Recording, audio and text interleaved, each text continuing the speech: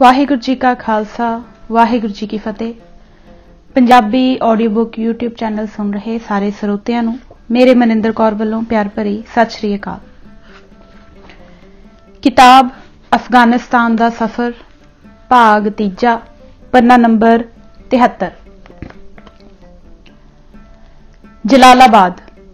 जलालाबाद अफगानिस्तान दे मशहूर प्राचीन इतिहासक शहरां विचों है। यह काबुल तो चढ़दे वल 116 मील है। इत्थों दी ओह पुरानी सड़क लंघदी है जो काबुलों पिशौर नूं दरा खैबर विच दी हो के जांदी है।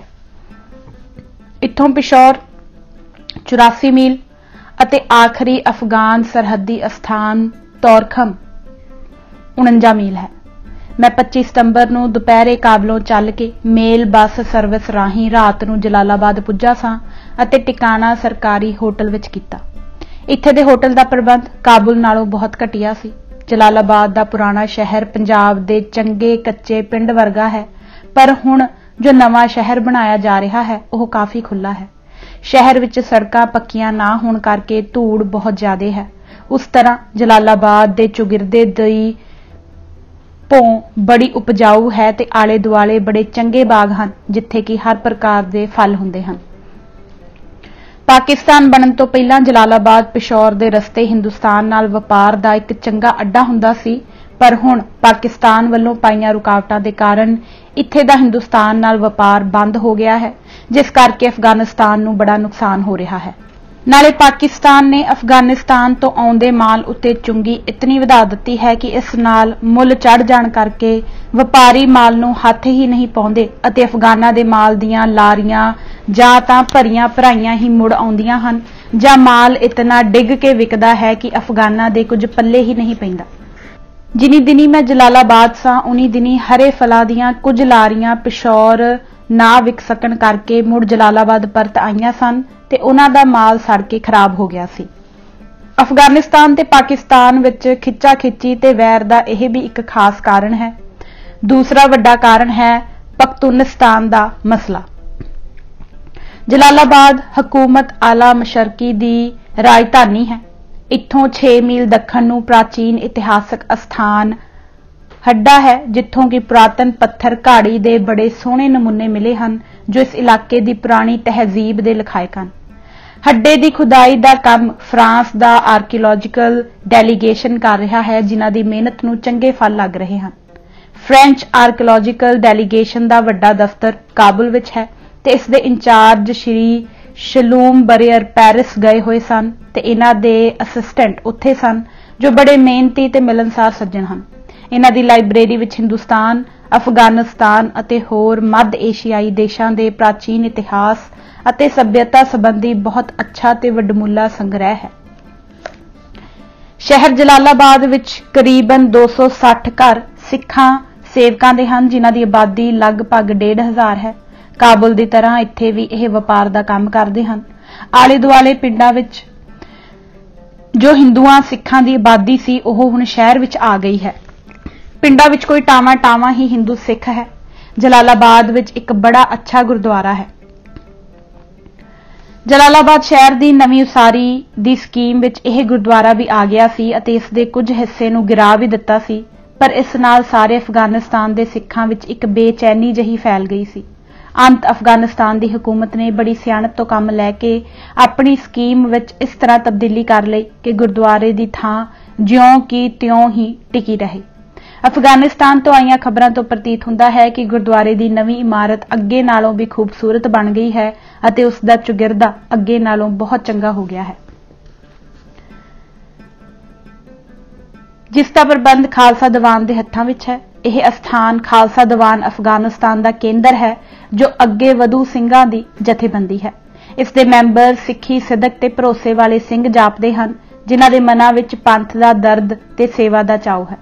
यह अफगानिस्तान दे सिखां नूं धार्मिक ते विद्यक मैदानां विच चढ़दियां कलां विच वेखना चाहुंदे हन अते वेला आउण पर किसी कुर्बानी तो घबराउण वाले नहीं। इस दीवान दे प्रधान भाई दरबारी सिंह अते मीर प्रधान बाबू सरम सिंह हन। यह दोनों सज्जन ही बड़े उत्साही ते हिम्मती हन अते धार्मिक कम्मां विच वध चढ़ के हिस्सा लैंदे हन। ਜਲਾਲਾਬਾਦ ਦੇ ਗੁਰਦੁਆਰੇ ਵਿੱਚ 7 ਲਿਖਤੀ ਬੀੜਾਂ ਸ੍ਰੀ ਗੁਰੂ ਗ੍ਰੰਥ ਸਾਹਿਬ ਦੀਆਂ ਅਤੇ 2 ਦਸਮ ਗ੍ਰੰਥ ਦੀਆਂ ਹਨ। 5 ਗੁਰੂ ਗ੍ਰੰਥ ਸਾਹਿਬ ਦੀਆਂ ਬੀੜਾਂ ਸੰਮਤ 1792, 1822, 1838, 1868 ਅਤੇ 1911 ਦੀਆਂ ਲਿਖੀਆਂ ਹੋਈਆਂ ਹਨ।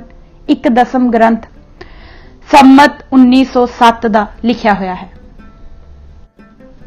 ਅਮੀਰ ਅਬਦੁਰ ਰਹਿਮਾਨ ਖਾਨ ਦਾ ਲਗਵਾਇਆ ਹੋਇਆ ਬਾਗ ਸ਼ਾਹੀ ਅਤੇ ਅਮੀਰ ਅਮਾਨੁੱਲਾ ਖਾਨ ਦਾ ਬਾਗੇ ਆਮਾ ਬੜੇ ਸੁੰਦਰ ਸਥਾਨ ਹਨ। ਅਮੀਰ ਹਬੀਬੁੱਲਾ ਖਾਨ ਦਾ ਮਕਬਰਾ ਵੀ ਦੇਖਣ ਦੇ ਲਾਇਕ ਹੈ। ਹੱਡਾ ਸ਼ਰੀਫ ਜਲਾਲਾਬਾਦ ਤੋਂ ਦੱਖਣ ਚੜ੍ਹਦੇ ਨੂੰ 5 ਮੀਲ ਦੀ ਵਿੱਥ ਤੇ ਪ੍ਰਾਚੀਨ ਇਤਿਹਾਸਕ ਅਸਥਾਨ ਹੱਡਾ ਹੈ, ਜਿਸ ਨੂੰ ਅਫਗਾਨ ਲੋਕ ਅੱਜ ਕੱਲ੍ਹ ਹੱਡਾ ਸ਼ਰੀਫ ਕਰਕੇ ਸੱਦਦੇ ਹਨ। ਪ੍ਰਾਚੀਨ ਵਸਤੂ ਵਿਦਿਆ ਦੇ ਮਾਹਰ ਵਿਗਿਆਨੀਆਂ ਦੇ ਖੋਜ ਅਨੁਸਾਰ ਹੱਡਾ ਨਗਰ ਦਾ ਇਤਿਹਾਸ 2100 ਸਾਲ ਪਿੱਛੇ ਨੂੰ ਹਜ਼ਰਤ ਈਸਾ ਤੋਂ 1 ਸਦੀ ਪਹਿਲਾਂ ਚਲਾ ਜਾਂਦਾ ਹੈ। ਇਸ ਤੋਂ ਬਾਅਦ ਦੀਆਂ 5 ਸਦੀਆਂ ਵਿੱਚ ਇਹ ਨਗਰ ਕਈ ਵਾਰੀ ਵਸਿਆ ਤੇ ਕਈ ਵਾਰੀ ਉਜੜਿਆ। 5ਵੀਂ ਸਦੀ ਤੱਕ ਇਹ ਅਸਥਾਨ ਇੱਕ ਨਵੀਂ ਤਹਿਜ਼ੀਬ ਦੇ ਅਸਰ ਦਾ ਬੜਾ ਉੱਘਾ ਕੇਂਦਰ ਬਣ ਗਿਆ ਸੀ। 4ਥੀ ਸਦੀ ਵਿੱਚ ਪਹਿਲੀ ਗੰਧਾਰ ਕਲਾ ਪੱਧਤ ਦੇ ਢਹਿੰਦੀ ਹਾਲਤ ਵਿੱਚ ਚਲੇ ਜਾਣ ਪਿੱਛੋਂ ਹੱਡੇ ਦੇ ਇਲਾਕੇ ਵਿੱਚ ਪ੍ਰਾਚੀਨ ਕਾਰੀਗਰੀ ਇੱਕ ਵਾਰੀ ਮੁੜ ਜਾਗ ਪਈ, ਜੋ 5ਵੀਂ ਤੋਂ 7ਵੀਂ ਸਦੀ ਈਸਵੀ ਤੱਕ ਬੜੇ ਜੋਬਨ ਵਿੱਚ ਰਹੀ। ਧਾਰਮਿਕ ਤੌਰ ਤੇ ਵੀ ਹੱਡਾ ਇੱਕ ਪ੍ਰਸਿੱਧ ਅਸਥਾਨ ਸੀ ਅਤੇ ਬੁੱਧ ਤਹਿਜ਼ੀਬ ਦਾ ਇੱਕ ਮੰਨਿਆ ਪਰਮੰਨਿਆ ਅੱਡਾ ਸੀ। ਚੀਨੀ ਯਾਤਰੀ ਫਾਹੀਆਨ, ਜੋ 5ਵੀਂ ਸਦੀ ਵਿੱਚ ਇੱਥੇ ਦਰਸ਼ਨਾਂ ਲਈ ਆਇਆ ਸੀ, ਲਿਖਦਾ ਹੈ ਕਿ ਅਸਮਾਨ ਭਾਵੇਂ ਕੰਬ ਜਾਏ ਅਤੇ ਧਰਤੀ ਵੀ ਭਾਵੇਂ ਪਾਟ ਜਾਏ, ਪਰ ਇਹ ਅਸਥਾਨ ਅਡੋਲ ਤੇ ਅਹਿਲ ਰਹੇਗਾ। ਇੱਕ ਹੋਰ ਚੀਨੀ ਯਾਤਰੀ ਹਿਊਨ ਸਾਂਗ 7ਵੀਂ ਸਦੀ ਵਿੱਚ ਇੱਥੇ ਇੱਕ ਸਤੂਪ ਦੇ ਦਰਸ਼ਨ ਕਰਕੇ ਲਿਖਦਾ ਹੈ, ਇੱਥੇ ਇੱਕ 2 ਮੰਜ਼ਲਾ ਬੁਰਜ ਹੈ, ਇਸ ਦੇ ਸ਼ਤੀਰਾਂ ਉੱਤੇ ਰੋਗਨ ਕੀਤਾ ਹੋਇਆ ਹੈ ਅਤੇ ਇਸ ਦੇ ਥੰਮਲੇ ਲਾਲ ਰੰਗੇ ਹੋਏ ਹਨ। ਦੂਸਰੀ ਛੱਤ ਵਿੱਚ ਇੱਕ ਛੋਟਾ ਸਤੂਪ ਹੈ ਜੋ 7 ਬਹੁਮੁੱਲੇ ਪਦਾਰਥਾਂ ਦਾ ਬਣਿਆ ਹੋਇਆ ਹੈ। ਇੱਥੇ ਮਹਾਤਮਾ ਬੁੱਧ ਦੀ ਖੋਪਰੀ ਦੀ ਹੱਡੀ ਬਿਰਾਜਮਾਨ ਹੈ। ਸੌਂਗ ਯੂ ਅਨੁਸਾਰ ਸਤੂਪ ਦੀ ਸਜਾਵਟ ਲਈ ਵਰਤੇ ਪਲਸਤਰ ਆਦਿ ਦੀ ਚਮਕ ਦਮਕ ਨਾਲ ਅੱਖੀਆਂ ਚੁੰਧਿਆ ਜਾਂਦੀਆਂ ਹਨ। ਇੱਥੇ ਸਤੂਪਾਂ ਤੇ ਜ਼ਮੀਨ ਵਿੱਚੋਂ ਨਿਕਲੀਆਂ ਮੂਰਤੀਆਂ ਤੇ ਹੋਰ ਅਨੇਕਾਂ ਵਸਤਾਂ ਤੋਂ ਕੁਝ ਅੰਦਾਜ਼ਾ ਲਾਇਆ ਜਾ ਸਕਦਾ ਹੈ ਕਿ ਪ੍ਰਾਚੀਨ ਜ਼ਮਾਨੇ ਵਿੱਚ ਇੱਥੇ ਦੀ ਪੱਥਰ ਘਾੜੀ ਕਲਾ ਤੇ ਹੋਰ ਕਾਰੀਗਰੀ ਕਿਸ ਉੱਚਤਾ ਤੇ ਸੁੰਦਰਤਾ ਨੂੰ ਪੁੱਜੀ ਹੋਈ ਸੀ। ਇਹ ਵਸਤਾਂ 5ਵੀਂ ਸਦੀ ਦੇ ਆਰੰਭ ਦੀਆਂ ਹਨ ਅਤੇ ਇਹਨਾਂ ਉੱਤੇ ਯੂਨਾਨੀ ਕਲਾ ਦਾ ਪ੍ਰਭਾਵ ਪਿਆ ਹੋਇਆ ਦਿਸਦਾ ਹੈ। ਪਰ ਇਹ ਉਹ ਜ਼ਮਾਨਾ ਸੀ ਜਦ ਕਿ ਯੂਨਾਨੀ ਕਲਾ ਹੋਰ ਥਾਈਂ ਬਿਲਕੁਲ ਮੱਧਮ ਪੈ ਚੁੱਕੀ ਸੀ। ਇਸ ਲਈ ਅਸਲ ਵਿੱਚ ਇਹ ਯੂਨਾਨੀ ਅਸਰ ਨਹੀਂ। ਮਾਲੂਮ ਹੁੰਦਾ ਹੈ ਕਿ ਹੱਡਾਂ ਦੇ ਕਾਰੀਗਰਾਂ ਨੇ ਪ੍ਰਾਚੀਨ ਗੰਧਾਰ ਕਲਾ ਦੀਆਂ ਯਾਦਗਾਰਾਂ ਤੋਂ ਪ੍ਰੇਰਨਾ ਲੈ ਕੇ ਆਪਣੀ ਕਲਾ ਨੂੰ ਇਸ ਹੱਦ ਤੱਕ ਵਧਾਇਆ ਤੇ ਚਮਕਾਇਆ ਸੀ ਕਿ ਉਹ ਯੂਨਾਨੀ ਕਲਾ ਦੇ ਟਾਕਰੇ ਜੋਗੀ ਹੋ ਗਈ ਸੀ। ਹੱਡਾ ਦੀ ਖੁਦਾਈ ਵੇਲੇ ਨਿਕਲੀਆਂ ਵਸਤਾਂ ਦਾਰੁਲ ਫਨੂਨ ਦੇ ਪਾਸ ਸਰਕਾਰੀ ਅਜਾਇਬ ਘਰ ਵਿੱਚ ਰੱਖੀਆਂ ਹੋਈਆਂ ਹਨ ਅਤੇ ਕੁਝ ਵਸਤਾਂ ਫ੍ਰੈਂਚ ਆਰਕੀਓਲੋਜੀਕਲ ਡੈਲੀਗੇਸ਼ਨ ਵਾਲੇ ਪੈਰਿਸ ਵਿੱਚ ਰੱਖਣ ਲਈ ਫਰਾਂਸ ਨੂੰ ਲੈ ਗਏ ਹਨ। ਪ੍ਰਾਚੀਨ ਵਸਤੂ ਵਿਗਿਆਨ ਦੇ ਕੁਝ ਅੰਗਰੇਜ਼ ਅਤੇ ਪਾਕਿਸਤਾਨੀ ਮਾਹਰਾਂ ਦਾ ਖਿਆਲ ਹੈ ਕਿ ਹੱਡਾ ਦੀ ਖੁਦਾਈ ਕਰ ਰਹੇ ਫਰਾਂਸੀਸਾਂ ਨੇ ਅਨਾੜੀਆਂ ਵਾਂਗਰ ਕੰਮ ਕੀਤਾ ਹੈ ਅਤੇ ਬਹੁਤਾ ਸਾਰੀਆਂ ਨਿਕਲੀਆਂ ਤੇ ਨਿਕਲਣ ਵਾਲੀਆਂ ਵਸਤਾਂ ਨੂੰ ਲਾਪਰਵਾਹੀ ਨਾਲ ਭੰਨ ਤੋੜ ਦਿੱਤਾ ਹੈ। ਜਲਾਲਾਬਾਦ ਵਿੱਚ ਵੀ ਕੰਧਾਰ ਦੀ ਤਰ੍ਹਾਂ ਇੱਕ ਹਿੰਦੁਸਤਾਨੀ ਕੌਂਸਲ ਘਰ ਹੈ, ਜਿੱਥੇ ਕਿ ਕਾਬੁਲ ਵਿੱਚ ਬਿਰਾਜਮਾਨ ਹਿੰਦੁਸਤਾਨੀ ਸਫੀਰ ਦੇ ਤਹਿਤ ਹੇਠ ਨਾਇਬ ਕੌਂਸਲ ਰਹਿੰਦਾ ਹੈ, ਜੋ ਇੱਥੇ ਵਸ ਰਹੇ ਹਿੰਦੁਸਤਾਨੀਆਂ ਅਤੇ ਹਿੰਦੁਸਤਾਨ ਨਾਲ ਰਾਜਸੀ ਤੇ ਵਪਾਰਕ ਮਾਮਲਿਆਂ ਦੀ ਦੇਖਭਾਲ ਰੱਖਦਾ ਹੈ ਅਤੇ ਹਿੰਦੁਸਤਾਨੋਂ ਹਿੰਦੁਸਤਾਨ ਆਉਣ ਜਾਣ ਵਾਲਿਆਂ ਲਈ ਪਾਸਪੋਰਟ ਅਤੇ ਹੋਰ ਲੋੜੀਂਦੀਆਂ ਗੱਲਾਂ ਦਾ ਪ੍ਰਬੰਧ ਕਰਦਾ ਹੈ। ਸੁਲਤਾਨਪੁਰ ਜਲਾਲਾਬਾਦ ਤੋਂ ਉੱਤਰ ਲਹਿੰਦੇ ਨੂੰ 8 ਮੀਲ ਤੇ ਸੁਲਤਾਨਪੁਰ ਹੈ, ਜਿੱਥੇ ਕਿ ਉਹ ਸੁਭਾਗਾ ਚਸ਼ਮਾ ਹੈ, ਜਿਸ ਨੂੰ ਕਿ ਗੁਰੂ ਨਾਨਕ ਦੇ ਪਵਿੱਤਰ ਚਰਨਾਂ ਦੀ ਛੋਹ ਨੇ ਅਮਰ ਕਰ ਦਿੱਤਾ ਹੈ। ਇਸ ਨੂੰ ਹਿੰਦੂ ਸਿੱਖ ਚਸ਼ਮਾ ਸਾਹਿਬ ਕਰਕੇ ਯਾਦ ਕਰਦੇ ਹਨ। ਇਹ ਅਸਥਾਨ ਪਿੰਡ ਤੋਂ ਉੱਤਰ ਲਹਿੰਦੇ ਪਾਸੇ ਹੈ।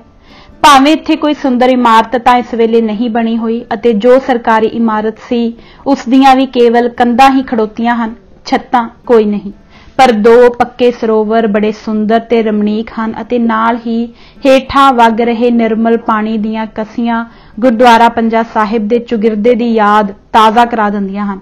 ਇਸ ਅਸਥਾਨ ਦੀ ਇਤਿਹਾਸਕ ਪਵਿੱਤਰਤਾ ਤੇ ਮਨਮੋਹਣੇ ਚੁਗਿਰਦੇ ਨੇ ਖਾਲਸਾ ਦੀਵਾਨ ਦੇ ਸੇਵਕਾਂ ਦੇ ਮਨਾਂ ਵਿੱਚ ਇਹ ਉੱਚ ਭਾਵਨਾ ਪੈਦਾ ਕਰ ਦਿੱਤੀ ਹੋਈ ਹੈ ਕਿ ਇਸ ਨੂੰ ਇਸ ਦੀ ਸ਼ਾਨ ਦੇ ਮੁਤਾਬਕ ਬਣਾਇਆ ਜਾਵੇ ਅਤੇ ਇੱਥੇ ਇੱਕ ਆਲੀਸ਼ਾਨ ਗੁਰਦੁਆਰਾ ਬਣਾ ਕੇ ਗੁਰੂ ਨਾਨਕ ਦੇਵ ਜੀ ਦੀ ਪੱਕੀ ਯਾਦਗਾਰ ਖੜੀ ਕੀਤੀ ਜਾਏ। ਜਿੱਥੇ ਸ਼ੁਭ ਇੱਛਾ ਤੇ ਸੇਵਾ ਲਈ ਲਗਨ ਹੁੰਦੀ ਹੈ ਉੱਥੇ ਵਾਹਿਗੁਰੂ ਆਪ ਬਖਸ਼ਿਸ਼ ਕਰਦਾ ਹੈ ਤੇ ਅੰਗ ਸੰਗ ਸਹਾਈ ਹੁੰਦਾ ਹੈ। ਮੈਨੂੰ ਪੂਰੀ ਆਸ ਹੈ ਕਿ ਖਾਲਸਾ ਦੀਵਾਨ ਦੇ ਸੇਵਕਾਂ ਨੇ ਜਦ ਵੀ ਹਿੰਮਤ ਕਰਕੇ ਇਸ ਮਹਾਨ ਸੇਵਾ ਦਾ ਬੀੜਾ ਚੁੱਕਿਆ ਤਾਂ ਅਫਗਾਨਿਸਤਾਨ ਤੋਂ ਬਾਹਰ ਦੀਆਂ ਸਿੱਖ ਸੰਗਤਾਂ ਉਹਨਾਂ ਨੂੰ ਹਰ ਪ੍ਰਕਾਰ ਦੀ ਸਹਾਇਤਾ ਦੇਣਗੀਆਂ ਤੇ ਆਉਣ ਵਾਲੀਆਂ ਨਸਲਾਂ ਵੀ ਉਹਨਾਂ ਦੇ ਇਸ ਮਹਾਨ ਉਦਮ ਦੀ ਸਦਾ ਸ਼ਲਾਘਾ ਕਰਨਗੀਆਂ। ਸੁਲਤਾਨਪੁਰ ਵਿੱਚ ਹਿੰਦੂ ਸਿੱਖਾਂ ਦੇ 23 ਘਰ ਹਨ ਤੇ 100 ਕੁ ਦੇ ਕਰੀਬ ਆਬਾਦੀ ਹੈ। ਸ਼ਹਿਰ ਵਿੱਚ ਗੁਰੂ ਨਾਨਕ ਸਾਹਿਬ ਦੇ ਇੱਥੇ ਦਰਸ਼ਨ ਦੇਣ ਦੀ ਯਾਦ ਵਿੱਚ ਇੱਕ ਪ੍ਰਾਚੀਨ ਇਤਿਹਾਸਕ ਗੁਰਦੁਆਰਾ ਹੈ। ਗਿਆਨੀ ਗਿਆਨ ਸਿੰਘ ਕਰਤਾ ਪੰਥ ਪ੍ਰਕਾਸ਼ ਤਵਾਰੀਖ ਗੁਰੂ ਖਾਲਸਾ ਜਿਲਦ 1 ਹਿੱਸਾ 1 ਪੰਨਾ 464 ਉੱਤੇ ਸੁਲਤਾਨਪੁਰ ਪਿੰਡ ਦੇ ਪਾਸ ਦੇ 3 ਚਸ਼ਮਿਆਂ, ਇੱਕ ਬਾਬੇ ਦਾ, ਇੱਕ ਭਾਈ ਬਾਲੇ ਦਾ, ਇੱਕ ਭਾਈ ਮਰਦਾਨੇ ਦਾ ਤੇ ਇੱਕ ਧਰਮਸ਼ਾਲਾ ਦਾ ਪਤਾ ਦਿੰਦੇ ਹਨ ਅਤੇ ਲਿਖਦੇ ਹਨ ਕਿ ਉੱਥੇ ਹੁਣ ਬੇਦੀ ਕਰਮ ਸਿੰਘ ਰਹਿੰਦਾ ਹੈ ਤੇ ਸ੍ਰੀ ਗੁਰੂ ਗ੍ਰੰਥ ਸਾਹਿਬ ਦਾ ਪ੍ਰਕਾਸ਼ ਵੀ ਹੁੰਦਾ ਹੈ। ਇਹ ਗੱਲ 19ਵੀਂ ਸਦੀ ਦੇ ਆਖਰੀ ਦਹਾਕਿਆਂ ਦੀ ਜਾਪਦੀ ਹੈ। ਗਿਆਨੀ ਗਿਆਨ ਸਿੰਘ ਦੀ ਲਿਖਤ ਪੋਥੀ ਸ੍ਰੀ ਪੰਥ ਪ੍ਰਕਾਸ਼ ਪਹਿਲੋਂ ਮੁਰਤਜ਼ਵੀ ਪ੍ਰੈਸ ਦਿੱਲੀ ਵਿੱਚ ਸੰਮਤ 1936 ਬਿਕਰਮੀ ਸਨ 1880 ਈਸਵੀ ਵਿੱਚ ਛਪੀ ਸੀ ਅਤੇ ਤਵਾਰੀਖ ਗੁਰੂ ਖਾਲਸਾ ਭਾਗ ਪਹਿਲਾ ਗੁਰੂ ਗੋਬਿੰਦ ਸਿੰਘ ਪ੍ਰੈਸ ਸਿਆਲਕੋਟ ਵਿੱਚ ਸਨ 1890 ਤੋਂ 1891 ਵਿੱਚ ਛਪਿਆ ਸੀ। ਇਸ ਲਈ ਉਹਨਾਂ ਦੀ ਚਸ਼ਮਾ ਸਾਹਿਬ ਸੁਲਤਾਨਪੁਰ ਸੰਬੰਧੀ ਵਾਕਫੀ ਇਸ ਤੋਂ ਕੁਝ ਚਿਰ ਪਹਿਲਾਂ ਦੀ ਜਾਂ ਹੱਦ ਉਹਨਾਂ ਦਿਨਾਂ ਦੀ ਹੀ ਹੋਣੀ ਚਾਹੀਦੀ ਹੈ। ਮੈਂ ਚਸ਼ਮਾ ਸਾਹਿਬ ਦੇ ਦਰਸ਼ਨ 26 ਸਤੰਬਰ 1952 ਈਸਵੀ ਦਿਨ ਸ਼ੁੱਕਰਵਾਰ ਨੂੰ ਕੀਤੇ ਸਨ। ਮੈਂ ਜੋ ਕੁਝ ਉੱਥੇ ਮੌਕੇ ਤੇ ਅੱਖੀ ਦੇਖਿਆ ਅਤੇ ਉੱਥੇ ਦੇ ਸਿੱਖ ਸੇਵਕਾਂ ਤੋਂ ਸੁਣਿਆ, ਇਹ ਸਭ ਕੁਝ ਮੈਂ ਉਸ ਦੇ ਆਧਾਰ ਤੇ ਲਿਖ ਰਿਹਾ ਹਾਂ। ਬਾਬਾ ਕਰਮ ਸਿੰਘ ਬੇਦੀ ਤੋਂ ਬਾਅਦ ਪ੍ਰਬੰਧਕ ਉਹਨਾਂ ਦੇ ਭਤੀਜੇ ਬਾਬਾ ਭਗਵਾਨ ਸਿੰਘ ਤੇ ਬਾਬਾ ਜਵਾਹਰ ਸਿੰਘ ਬੇਦੀ ਸਨ। ਇਹਨਾਂ ਦੇ ਸਮੇਂ ਇੱਥੇ ਗੁਰੂ ਗ੍ਰੰਥ ਸਾਹਿਬ ਦਾ ਪ੍ਰਕਾਸ਼ ਨਹੀਂ ਸੀ ਹੁੰਦਾ। ਬੇਦੀ ਭਗਵਾਨ ਸਿੰਘ ਦੇ ਅਕਾਲ ਚਲਾਣੇ ਤੋਂ ਬਾਅਦ ਦੀ ਗੱਲ ਹੈ ਕਿ ਸਨ 1906 ਈਸਵੀ ਵਿੱਚ ਅਫਗਾਨਿਸਤਾਨ ਦਾ ਬਾਦਸ਼ਾਹ ਅਮੀਰ ਹਬੀਬੁੱਲਾ ਖਾਨ ਹਿੰਦੁਸਤਾਨ ਤੋਂ ਮੁੜਦਾ ਹੋਇਆ ਕੁਝ ਚਿਰ ਜਲਾਲਾਬਾਦ ਠਹਿਰਿਆ। ਇੱਕ ਦਿਨ ਸੈਰ ਲਈ ਸੁਲਤਾਨਪੁਰ ਆਇਆ ਤੇ ਚਸ਼ਮਾ ਸਾਹਿਬ ਦੇ ਦਰਸ਼ਨ ਕੀਤੇ। ਇਸ ਰਮਣੀਕ ਅਸਥਾਨ, ਇਸ ਦੇ ਨਾਲ ਲੱਗਦੇ ਬਾਗ ਦੇ ਸੁਹੱਪਣ, ਇੱਥੇ ਦੇ ਸਾਫ਼ ਹਵਾ ਪਾਣੀ ਅਤੇ ਇਕਾਂਤ ਚੁਗਿਰਦੇ ਦਾ ਉਸਦੇ ਦਿਲ ਤੇ ਇਤਨਾ ਅਸਰ ਹੋਇਆ ਕਿ ਉਸਨੇ ਇੱਥੇ ਇੱਕ ਬਾਦਸ਼ਾਹੀ ਮਕਾਨ ਬਣਾਉਣ ਦੀ ਧਾਰ ਲਈ। ਪਰ ਜ਼ਮੀਨ ਦੀ ਮਾਲਕੀ ਸਰਕਾਰੀ ਨਹੀਂ ਸੀ, ਇਹ ਸੀ ਧਰਮ ਅਰਥ। ਇਸ ਲਈ ਉਸਨੇ ਸੁਲਤਾਨਪੁਰ ਦੇ ਹਿੰਦੂ ਸਿੱਖ ਮੁਖੀਆਂ ਭਾਈ ਸੰਤੋਖ ਸਿੰਘ, ਭਾਈ ਨਰਸਿੰਘ ਦਾਸ, ਭਾਈ ਪ੍ਰੀਤਮ ਸਿੰਘ, ਭਾਈ ਉੱਤਮ ਸਿੰਘ, ਭਾਈ ਸ਼ੰਕਰ ਦਾਸ ਆਦਿ ਨੂੰ ਸੱਦਿਆ ਤੇ ਕਿਹਾ ਕਿ ਚਸ਼ਮੇ ਦੀ ਜਗ੍ਹਾ ਦੇ ਬਦਲੇ ਮੇਰੇ ਪਾਸੋਂ ਪੈਸੇ ਲੈ ਲਓ ਤੇ ਵੇਚ ਦਿਓ। ਮੈਂ ਇੱਥੇ ਸਰਕਾਰੀ ਇਮਾਰਤ ਬਣਾਉਣਾ ਚਾਹੁੰਦਾ ਹਾਂ। ਸਿੱਖ ਮੁਖੀਆਂ ਨੇ ਕਿਹਾ ਕਿ ਇਹ ਚਸ਼ਮਾ ਗੁਰੂ ਨਾਨਕ ਦਾ ਇਤਿਹਾਸਕ ਅਸਥਾਨ ਅਤੇ ਸਾਡਾ ਪੂਜਨਿਕ ਧਾਰਮਿਕ ਤੀਰਥ ਹੈ। ਅਸੀਂ ਇਸ ਨੂੰ ਵੇਚ ਨਹੀਂ ਸਕਦੇ। ਅਸੀਂ ਇਸ ਨੂੰ ਵੇਚਣ ਦਾ ਹੱਕ ਵੀ ਨਹੀਂ ਰੱਖਦੇ ਕਿਉਂਕਿ ਧਾਰਮਿਕ ਤੇ ਇਤਿਹਾਸਕ ਹੋਣ ਕਰਕੇ ਇਹ ਸਾਰੀ ਦੁਨੀਆ ਦੇ ਸਿੱਖਾਂ ਦੀ ਜਗ੍ਹਾ ਹੈ। ਇਕੱਲੇ ਅਸੀਂ ਇਸ ਦੇ ਮਾਲਕ ਨਹੀਂ ਹਾਂ। ਇਸ ਤਰ੍ਹਾਂ ਆਪਸ ਵਿੱਚ ਕਈ ਸਵਾਲ ਜਵਾਬ ਹੋਏ ਪਰ ਸਿੱਖ ਇਹ ਅਸਥਾਨ ਵੇਚਣ ਲਈ ਨਾ ਮੰਨੇ। ਉਸ ਵਕਤ बादशाह ਦੇ ਇੱਕ ਅਹਿਲਕਾਰ अली अहमद जान ने कहा, तुम अमीर साहिब के साथ ज्यादा गुफ्तगू मत करो, अगर गुफ्तगू करोगे तो अमीर साहिब तुमको मार डालेगा। इस वेले सारे हाजिर सिखा ने एक जवान होके आख्या, जो अमीर साहिब हमको बेशक मार डालें पर हम गुरुद्वारा किसी को नहीं दे सकते। इस पर अमीर हबीबुल्ला खान नूं बहुत गुस्सा चढ़िया ते हिंदू सिख चौधरियां नूं धक्के मार के बाहर कढ़ दिता ते चश्मा साहिब दी जमीन उत्ते जोरी कब्जा कर लिया गया। किसी फारसी विद्वान ने सच कहा है कि मुत्तमविल मिजाज शाह ताब सुखन नदारद, अर्थात बादशाहां दा चढ़िया होया मिजाज गल दी झाल नहीं झल सकदा। हिंदू सिखां दा इत्थे आउणा जाना बंद कर दिता गया। छेती ही चश्मे दे सरोवर पक्के बनाए गए ਅਤੇ ਇਹਨਾਂ ਦੇ ਉੱਪਰ ਇੱਕ ਆਲੀਸ਼ਾਨ ਇਮਾਰਤ ਖੜੀ ਕਰ ਦਿੱਤੀ। ਬਾਦਸ਼ਾਹ ਜਦ ਵੀ ਜਲਾਲਾਬਾਦ ਆਉਂਦਾ ਤਾਂ ਇੱਥੇ ਹੀ ਠਹਿਰਦਾ ਸੀ। ਜਦ ਗਰਮੀ ਦੇ ਦਿਨਾਂ ਵਿੱਚ ਬਾਦਸ਼ਾਹ ਕਾਬੁਲ ਚਲਾ ਜਾਂਦਾ ਤਾਂ ਹਿੰਦੂ ਸਿੱਖ ਸ਼ਾਹੀ ਸਿਪਾਹੀਆਂ ਤੇ ਨੌਕਰਾਂ ਨੂੰ ਲੋਭ ਦੇ ਕੇ ਚਸ਼ਮਾ ਸਾਹਿਬ ਦੇ ਦਰਸ਼ਨ ਕਰਦੇ ਤੇ ਜਲ ਦੀਆਂ ਚੁੱਲੀਆਂ ਛਕਦੇ ਸਨ ਪਰ ਇਸ਼ਨਾਨ ਨਹੀਂ ਸਨ ਕਰ ਸਕਦੇ। ਅਮੀਰ ਹਬੀਬੁੱਲਾ ਖਾਨ ਦੀ ਹਕੂਮਤ ਦੇ 1919 ਵਿੱਚ ਅੰਤ ਤੱਕ ਇਹ ਹੀ ਹਾਲਤ ਰਹੀ। जद हबीबुल्ला खान दा पुत्र अमीर अमानुल्ला खान बादशाह बनिया ਅਤੇ जलालाबाद आया तो हिंदू सिखां दा एक डेपुटेशन उसकी खिदमत विच हाजिर होया। अमीर अमानुल्ला खान एक खुलदिला बादशाह सी। उस विच बहुता मजहबी पक्षपात नहीं सी। जिवें पिछे दस्सिया जा चुका है, उसने मुलाणियां वल्लों विरोध हुंदे होए भी काबुल विच सिखां नाल इंसाफ करके गुरुद्वारा ज्योति सरूप दी कंध बनवा दित्ती सी। अमीर अमानुल्ला खान ने हिंदू सिखां दी गल बड़े धीरज नाल सुनी ਅਤੇ उन्हां दे धार्मिक जज्बात दी कदर करदे होए उन्हां नूं चश्मा साहिब विच इशनान करन दी खुल्ह दे दित्ती। कुछ चिर बाद मास्टर ऊधम सिंह जी ने, जो पंजाबी सिख सन, अफगानिस्तान के खास मोहरी सिखां नाल मिल के बादशाह पासों इत्थे विसाखी का दीवान करन दी आग्या लै लई। सिखां नाल इस प्रकार के हमदर्दी के सलूक विच सुनिया है सरदार नादर खान सिपाह सलार दा, जो बाद विच बचा सक्का पिछों मुहम्मद नादर शाह नाउ नाल अफगानिस्तान का बादशाह बनिया, काफ़ी हथ सी, जिस लई अफगानिस्तान के सिख हुण तक उन्हां नूं बड़ी इज्जत ते प्रेम नाल याद करते हैं। सन 1928 तो 1929 ईस्वी विच जद राज रौला पै गया ते बादशाह काबलों नस गया तां फसादी मुसलमानां ने इत्थे दी शाही इमारत नूं लुट लिया ते अग ला दित्ती। हुण इस वेले इस इमारत दीयां सड़ियां होईयां कंधां खड़ोतीआं हन, सरोवर बचे हुए हन। इन्हां दा ते नाल दे बाग दा जो 20 जरीब है कब्जा हुकूमत पास ही है, पर ਸਿੰਘਾਂ ਨੂੰ ਵਿਸਾਖੀ ਦੇ ਦੀਵਾਨ ਕਰਨ ਦੀ ਪੂਰੀ ਖੁੱਲ੍ਹ ਹੈ ਅਤੇ ਹਕੂਮਤ ਦਾ ਇਹਨਾਂ ਨਾਲ ਸਲੂਕ ਬੜਾ ਚੰਗਾ ਹੈ। ਵਿਸਾਖੀ ਦੇ ਦੀਵਾਨ ਤੇ ਜਲੂਸ ਲਈ ਹਰ ਪ੍ਰਕਾਰ ਦੀ ਸਹਾਇਤਾ ਤੇ ਲੋੜੀਂਦੀਆਂ ਵਸਤਾਂ ਸਰਕਾਰ ਵੱਲੋਂ ਮਿਲਦੀਆਂ ਹਨ। ਕਈ ਸਰਕਾਰੀ ਅਫਸਰ ਜਲੂਸ ਅਤੇ ਦੀਵਾਨ ਵਿੱਚ ਸ਼ਾਮਲ ਹੁੰਦੇ ਹਨ। ਇਸ ਦੀਵਾਨ ਦਾ ਪ੍ਰਬੰਧ ਖਾਲਸਾ ਦੀਵਾਨ ਅਫਗਾਨਿਸਤਾਨ ਵੱਲੋਂ ਕੀਤਾ ਜਾਂਦਾ ਹੈ। ਸੁਲਤਾਨਪੁਰ ਦਾ ਵਿਸਾਖੀ ਦਾ ਮੇਲਾ ਬੜੀ ਸੱਜ ਧੱਜ ਅਤੇ ਠਾਠ ਨਾਲ ਹੁੰਦਾ ਹੈ। ਅਫਗਾਨਿਸਤਾਨ ਦੇ ਹਰ ਹਿੱਸੇ ਚੋਂ सिख सेवक इत्थे इकट्ठे हुंदे हन अते एक तरह पंजा साहिब दी विसाखी दा समा बज जांदा है। इस मेले दी खास गल यह है कि इस मौके ते इत्थे बहुत सारे विआह इकट्ठे ही पढ़ा दिते जांदे हन, जिस नाल रौनक होर भी चमक पैंदी है। दूसरे पासे विआह वालियां दा खर्च कोई नहीं हुंदा, लंगर गुरु का खुला वरतदा है, होर कोई अडंबर ते दिखावा करन दी लोड़ नहीं पैंदी। खालसा दीवान के प्रबंधक कड़ाह प्रसाद लई केवल 35 अफगानी रुपए लैंदे हन, जो 5 कुछ हिंदुस्तानी रुपया के बराबर हुंदे हन। गल की मुफ्तो मुफ्त ही कारज सर जांदा है। विसाखी उत्ते चश्मा साहिब आईयां संगतां लई तंबू ते छोलदारियां दा खुला प्रबंध हुंदा है अते पूरा बाजार लग जाता है। चश्मा साहिब ते बाग दे आले दुआले कंध होण करके इत्थे एक तंबूआं दे शहर दी गहमा गहम हो जाती है। पिंड दे लागे ही सड़क उत्ते गुरु नानक लंगर लग्या होया है, जिथे कि हर धर्म दे राहियां नूं भावें ओह हिंदू सिख होण जां मुसलमान तैयार प्रशादा मिलदा है। इस लंगर दे प्रबंधक भाई बहादुर सिंह हन, जो बड़े प्रेम नाल सेवा करदे हन। लंगर दी कोई बजवीं आमदनी नहीं है ते इस नूं चलदा रखण लई भाई बहादुर सिंह ने हौली हौली अपनी जायदाद वेच के इत्थे लंगर विच ला दित्ती है। जिस दिन मैं चश्मा साहिब के दर्शनां लई गया सां, उस दिन 26 सितंबर 1952 शुक्रवार जुम्मे की छुट्टी सी। इतफाक नाल हुकूमत जलालाबाद के मुदीर तहरीरात चीफ सकत्तर भी उत्थे आ निकले। इस वेले भाई बहादुर सिंह मेरे करके चश्मा साहिब आईयां संगतां लई प्रसाद का प्रबंध कर रहे सन। भाई बहादुर सिंह तो मेरे चश्मा साहिब आउण दा पता लगण पर आप उत्थे ही आ गए। मैं केसी इशनान करके खुले केसी ही बैठा सा। आप बिना संकोच उत्थे ही जमीन ते बैठ गए। आप बड़े मिलनसार सज्जन सन। इन्हां नूं इस गल पर बड़ी खुशी ते मान सी कि अफगानिस्तान विच सिखां नूं हर प्रकार दा आराम है ते किसे पासे भी कोई मजहबी पक्षपात नहीं है। मैं कहा कि यह सब सिख भी कौमी नुकते तो पूरे अफगान हन ते हर तरह हुकूमत दे वफादार ते खैर खा हन।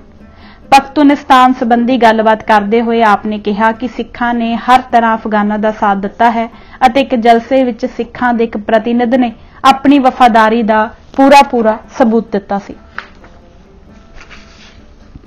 बिगराम पिछे दसिया सब हाल अफगानिस्तान दे चढ़दे पासे दा है। समा थोड़ा होण करके मैं उत्तर अते लहिंदे वल नहीं सी जा सकिया, पर जो भी वाकफी मैनू इस संबंधी है ओह मैं इत्थे संखेप नाल लिख देना चाहुंदा हां। अफगानिस्तान की उत्तरी हद सोवियत रूस नाल लगदी है ते विचकार आमू दरिया वगदा है। ਕਾਬੁਲ ਤੋਂ 48 ਮੀਲ ਉੱਤਰ ਨੂੰ ਬਿਗਰਾਮ ਨਾਮੀ ਇੱਕ ਪੁਰਾਣਾ ਪਿੰਡ ਹੈ। ਇਸ ਨਾਉ ਦੇ ਲਫ਼ਜ਼ੀ ਅਰਥ ਕੀਤੇ ਜਾਂਦੇ ਹਨ ਵੱਡਾ ਸ਼ਹਿਰ ਜਾਂ ਰਾਜਧਾਨੀ। ਪ੍ਰਾਚੀਨ ਇਤਿਹਾਸਕਾਰਾਂ ਅਨੁਸਾਰ ਇਹ ਕੁਸ਼ਾਨ ਰਾਜਾ ਕਨਿਸ਼ਕ ਦੀ ਰਾਜਧਾਨੀ ਹੈ। ਗਰਮੀਆਂ ਦੇ ਮੌਸਮ ਵਿੱਚ ਉਹ ਇੱਥੇ ਰਿਹਾ ਕਰਦਾ ਸੀ ਅਤੇ ਸਿਆਲ ਨੂੰ ਉਹ ਪਿਸ਼ੌਰ ਚਲਾ ਜਾਂਦਾ ਸੀ ਜਿੱਥੇ ਉਸ ਦੀ ਪੱਕੀ ਰਾਜਧਾਨੀ ਸੀ। ਬਿਗਰਾਮ ਦੇ ਮੈਦਾਨ ਦੇ ਉੱਤਰ ਨੂੰ ਪੰਜਸ਼ੀਰ ਅਤੇ ਘੋੜਬੰਦ ਦਰਿਆਵਾਂ ਦਾ ਮਿਲਵਾਂ ਦਰਿਆ ਹੈ। ਲਹਿੰਦੇ ਵੱਲ ਮਾਹੀਗਿਰੀ ਨਹਿਰ ਹੈ ਅਤੇ ਚੜ੍ਹਦੇ ਵੱਲ ਜੁਲਗਾ ਹੈ। ਖਿਆਲ ਇਹ ਹੈ ਕਿ ਇਹ ਸਥਾਨ 12ਵੀਂ ਸਦੀ ਤੱਕ ਚੰਗਾ ਵਸਦਾ ਰਸਤਾ ਸ਼ਹਿਰ ਸੀ, ਪਰ ਜਦ ਮੁਸਲਮਾਨ ਬਾਦਸ਼ਾਹਾਂ ਨੇ ਰਾਜਧਾਨੀ ਗਜਨੀ ਬਣਾ ਲਈ ਤਾਂ ਇਹ ਹੌਲੀ-ਹੌਲੀ ਉੱਜੜ ਗਿਆ। ਇਸ ਦੀ ਪ੍ਰਾਚੀਨਤਾ ਅਤੇ ਮਹੱਤਤਾ ਦਾ ਕੁਝ ਅੰਦਾਜ਼ਾ ਇਸ ਗੱਲ ਤੋਂ ਲਾਇਆ ਜਾ ਸਕਦਾ ਹੈ ਕਿ ਮਿਸਟਰ ਮੈਸਨ ਨੂੰ ਇੱਥੋਂ 30,000 ਪੁਰਾਣੇ ਸਿੱਕੇ ਮਿਲੇ ਸਨ। ਪ੍ਰਿੰਸਪ ਨੂੰ 35,000 ਅਤੇ ਵਿਲਸਨ ਨੂੰ 1869 ਕੂਫੀ ਅਤੇ ਮੁਸਲਮਾਨੀ ਸਿੱਕਿਆਂ ਤੋਂ ਇਹ ਪਤਾ ਚੱਲਦਾ ਹੈ ਕਿ 13ਵੀਂ ਸਦੀ ਤੱਕ ਇੱਥੇ ਚੰਗੀ ਵਸੋਂ ਸੀ। ਇਸ ਅਸਥਾਨ ਦੀ ਖੁਦਾਈ ਫ੍ਰੈਂਚ ਆਰਕੀਓਲੋਜੀਕਲ ਡੈਲੀਗੇਸ਼ਨ ਨੇ ਕੀਤੀ ਹੈ।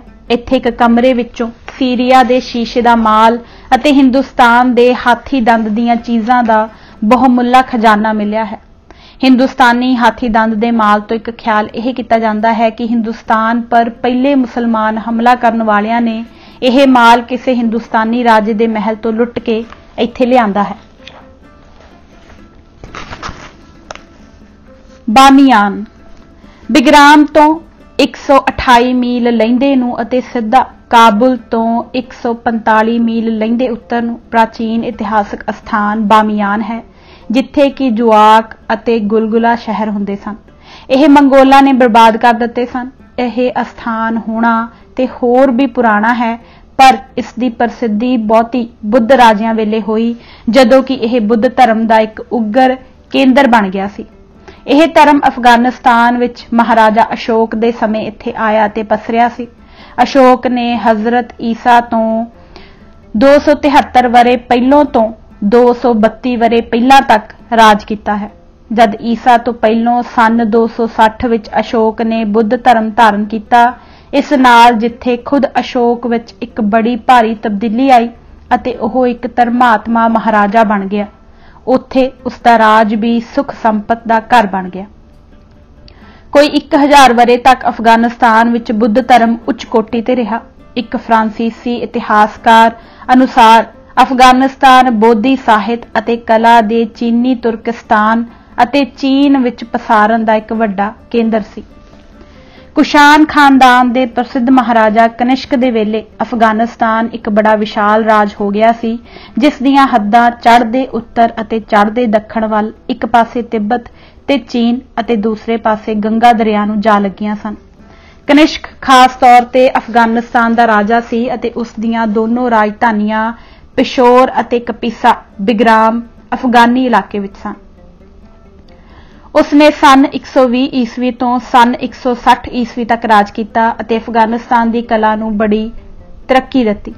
ਕਨਿਸ਼ਕ ਅਤੇ ਕੁਸ਼ਾਨ ਖਾਨਦਾਨ ਦੇ ਹੋਰ ਹਾਕਮਾਂ ਦੇ ਸਮੇਂ ਅਫਗਾਨੀ ਅਤੇ ਯੂਨਾਨੀ ਕਲਾ ਦੇ ਮੇਲ ਨਾਲ ਇੱਕ ਨਵੀਂ ਕਲਾ ਦਾ ਜਨਮ ਹੋਇਆ, ਜਿਸ ਦੀਆਂ ਨਿਸ਼ਾਨੀਆਂ ਮਹਾਤਮਾ ਬੁੱਧ ਅਤੇ ਹੋਰ ਪੱਥਰ ਦੀਆਂ ਬੁੱਤਾਂ ਆਦਿ ਵਿੱਚ ਸਪਸ਼ਟ ਦਿਸਦੀਆਂ ਹਨ।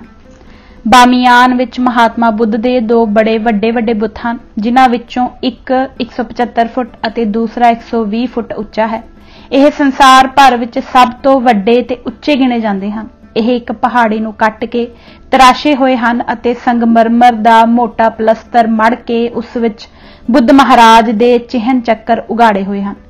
ਜੇ ਕਿਧਰੇ ਚੰਗੇਜ਼ ਖਾਨ, ਤੈਮੂਰ, ਮਹਿਮੂਦ ਗਜ਼ਨਵੀ ਅਤੇ ਨਾਦਰ ਸ਼ਾਹ ਇਰਾਨੀ ਇਹਨਾਂ ਨੂੰ ਖਰਾਬ ਨਾ ਕਰਦੇ ਤਾਂ ਇਹ ਹੁਣ ਤੱਕ ਆਪਣੇ ਪੂਰੇ ਜੌਬਨ ਵਿੱਚ ਉਸ ਸਮੇਂ ਦੀ ਅਫਗਾਨੀ ਕਲਾ ਦੇ ਬਹੁਤ ਵਧੀਆ ਨਮੂਨੇ ਦੱਸਦੇ। ਜਿਸ ਹਾਲਤ ਵਿੱਚ ਹੁਣ ਵੀ ਇਹ ਮੌਜੂਦ ਹਨ, ਅਫਗਾਨਿਸਤਾਨ ਦੀ ਪ੍ਰਾਚੀਨ ਪੱਥਰ ਘਾੜੀ ਕਲਾ ਅਤੇ ਸੱਭਿਅਤਾ ਦੇ ਬੜੇ ਪ੍ਰਸ਼ੰਸਾ ਤੇ ਮਾਣਯੋਗ ਨਿਸ਼ਾਨ ਹਨ। ਮਾਲੂਮ ਹੁੰਦਾ ਹੈ ਕਿ ਇਹਨਾਂ ਮੂਰਤੀਆਂ ਦੇ ਪਲਸਤਰ ਉੱਤੇ ਕੀਤਾ ਹੋਇਆ ਨਵਾਂ ਰੰਗ ਹਿਊਨ ਸਾਂਗ ਦੇ ਵੇਲੇ ਅਜੇ ਤਾਜ਼ਾ ਹੀ ਸੀ। ਉਹ ਲਿਖਦਾ ਹੈ ਕਿ ਇਹਨਾਂ ਦਾ ਸੁਨਹਿਰੀ ਰੰਗ ਸਾਰਿਆਂ ਪਾਸਿਆਂ ਤੋਂ ਚਮਕਾ ਮਾਰ ਰਿਹਾ ਹੈ। ਪਹਾੜੀ ਦੇ ਅੰਦਰੋਂ ਅੰਦਰ ਤਰਾਸ਼ ਕੇ ਛੋਟੀਆਂ-ਛੋਟੀਆਂ ਪੌੜੀਆਂ ਬਣਾਈਆਂ ਹੋਈਆਂ ਹਨ, ਜੋ ਗੁਫਾ ਵਿੱਚ ਦੀ ਹੁੰਦੀਆਂ ਧੁਰ ਇਹਨਾਂ ਮੂਰਤੀਆਂ ਦੇ ਸਿਰ ਤੱਕ ਜਾ ਪੁੱਜਦੀਆਂ ਹਨ। इन्हां पौड़ियां विच लो करन लई चट्टान नूं कट के मूर्तियां वल नूं झिरियां वर्गे छेक कीते होए हन। इत्थे अणगिणत कोठड़ियां ते गुफा हन जिन्हां दे अंदर छोटे रस्ते हन जो इन्हां नूं आपस विच जोड़दे जांदे हन। इन्हां विचों कईयां दियां गुबंदां वालियां छत्तां हन पर बाहरों कुछ पता नहीं लगदा। कईयां गुफा दे अंदर बड़ियां सुंदर तस्वीरां बणियां होईयां हन पर चूंकि इन्हां गुफा विच पिछों लोक वसते रहे हन इसलिए यह सब तस्वीरां बिल्कुल धुआखियां गईयां हन अते हुण इन्हां दा कुछ सिर पैर नहीं बनदा। पर महात्मा बुद्ध दी मूर्ति दे सिर उपरले आलियां दीयां छत्तां विच कुछ तस्वीरां हाल तक भी ऐसियां साफ दिसदियां हन जिन्हां विच बंदियां दे चेहरिਆਂ मोहरिਆਂ हथियारां कपड़ियां फीतियां फुल्लां अते गहणियां तो सासानी सभ्यता दा असर स्पष्ट पिया मालूम हुंदा है। बामियान होटल तो चढ़दे दखण चढ़दे नूं 1.5 ਕੁ मील दी विथ उत्ते महात्मा बुद्ध दी एक होर बड़ी वड्डी मूर्ति है जो 30 ਕੁ फुट उच्ची है पर इसका हुलिया बहुत विगड़ गया होया है। मज़ार शरीफ जिवें हड्डा ते बामियान प्राचीन गंधार अते बोधी सभ्यता दे इतिहासक स्थान हन इसे तरह उत्तर लहिंदे अते लहिंदे वल मज़ार शरीफ बल्ख अते हिरात हन जो अपने अपने समय सिर अपने चौगिरदे पर असर पाउंदे अते उस तों असर लैंदे रहे हन। इस्लाम दे इत्थे आउण नाल पुरानी सभ्यता हौली हौली इत्थों खत्म हो गई अते इस दी थां नवीं इस्लामी सभ्यता ने आ मल्ली। इस वेले इत्थे मज़ार शरीफ ते बल्ख इस्लामी सभ्यता दे उगे केंद्र हन। मज़ार शरीफ बल्ख काबुल तो लहिंदे उत्तर नूं 399 मील है। इस दी प्रसिद्धि इस्लाम दे चौथे खलीफे हजरत अली दे मज़ार करके है। इन्हां तो पहले 3 खलीफे सन हजरत अबू बकर, हजरत उमर अते हजरत उस्मान। हजरत अली हजरत मुहम्मद दे दामाद बीबी फातिमा दे पति सन पर मज़ार दी अजकल दी प्रसिद्धि 125 साल तो पसरी है। उज़बकां दे जमाने विच इसदा बहुत जिक्र नहीं आउंदा। सन 1832 ईस्वी विच जद अलेक्जेंडर बर्नस इत्थों दी लंघिया तां यह एक छोटा जिहा कस्बा सी अते इत्थे 800 घर सन। सन 1866 विच एक अफगान गवर्नर नायब अलीम खान ने इस स्थान नूं अपनी रिहाइश लई चुनिया। उदों तो मज़ार शरीफ अफगानी तुर्किस्तान दी राजधानी बन गया ते हुण सूबे दा नाम भी मज़ार शरीफ ही हो गया है। इस थां पर मध्यकाल विच एक पिंड खैर हुंदा सी जो बाद विच खोजा खैरां करके मशहूर हो गया। कुछ लोकां दा ख्याल है कि हजरत दा मज़ार इराक विच शहर नजफ विच है पर इत्थे मज़ार शरीफ विच हजरत अली दे मज़ार दी दीवार उत्ते एक फारसी लिखत अनुसार सुल्तान संजर दे समय मुहम्मद नामी एक आदमी नूं हिंदुस्तान विच एक लिखत प्राप्त हुई सी जिस विच लिखिया होया सी कि हजरत अली दी कबर शहर बल्ख दे लागे पिंड खैरां विच है। यह आदमी बल्ख पुज्जा अते इत्थे यह खबर नशर कर दित्ती। इत्थे दे कुछ सैयदा ने इस खबर दी हामी भरी कि उन्हां नूं भी इहो सुपना आया है। यह गल बल्ख दे हाकम नूं भी पुज गई। एक मुल्ला ने जो उस वेले हाकम पास मौजूद सी इस गल पर यकीन ना किया। अगली राते हजरत अली ने उसनूं सुपने विच ददाद दिता ते इस गल पर यकीन ना करन करके झाड़ पाई। मुल्ला ने दूसरी सवेरे यह गल हाकम नूं जा दसी। हाकम अते बहुत सारे लोग पिंड खैरां विच गए अते कबर जा खुलवाई। हजरत अली दा शरीर उत्थे चंगी हालत विच पिया मौजूद सी। सुल्तान संजर दे हुक्म नाल इस कबर उत्ते एक इमारत बनवाई गई जो मज़ार करके प्रसिद्ध हुई।